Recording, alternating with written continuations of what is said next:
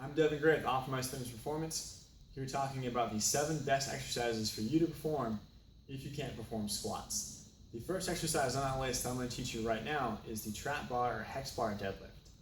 Now the trap bar deadlift is my personal favorite of the 7 exercises on this list. It's the one that I perform the most. It's become my go-to in my own workouts for replacing the squat, and oftentimes even the conventional deadlift for my training. In my case, my hip bothers me. I have an acetabular labral tear in my right hip.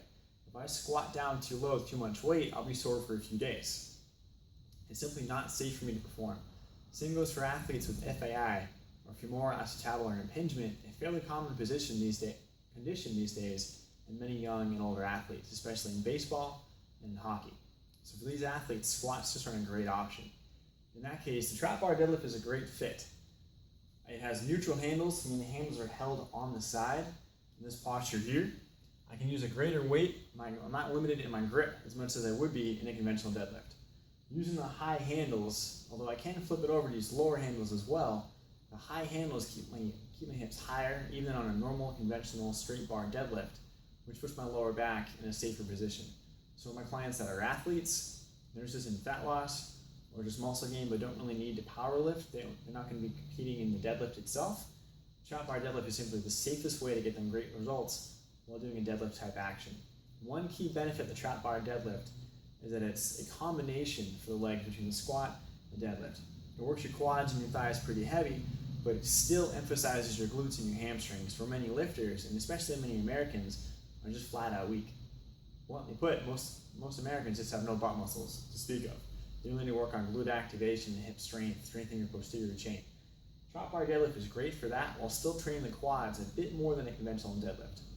So now that you know a little more about why the trap bar deadlift is a great option, namely being that you can train it very, very heavy, I'm going to show you how to do it.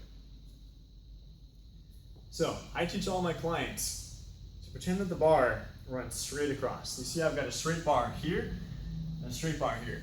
If I extend that bar across my feet, I want it right over the center of my feet, right here. Basically, if I was wearing shoes, which I don't recommend for a deadlift, the straight bar would be over the knot in my shoelaces. From there, I'm going to take a big breath in, fill my belly up with air to protect my back.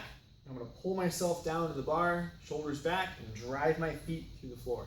It's not a lift so much of it is a push. I'm pushing through the feet to lift the weight. So, bars are over the shoelaces, big breath in, grab the bar and pull myself down.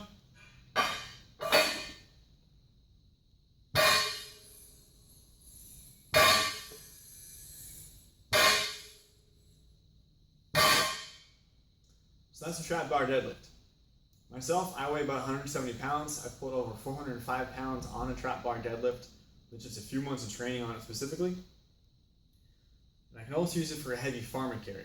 So for me, it's really one of the best exercises that I use to build strength on my upper back, my lower back, my legs, and my glutes. So from the side. From the side, the setup is very much the same. Stand in the middle. Shoelaces, you'll notice that the bar stays right underneath my shoulders. And the bar is just rolled back. That's a common mistake. People set up too far forward and they try to lift it from here, or too far back, lifting from here. The bar is going to sit right underneath or slightly behind my arms. I grab right in the center, over the shoelaces.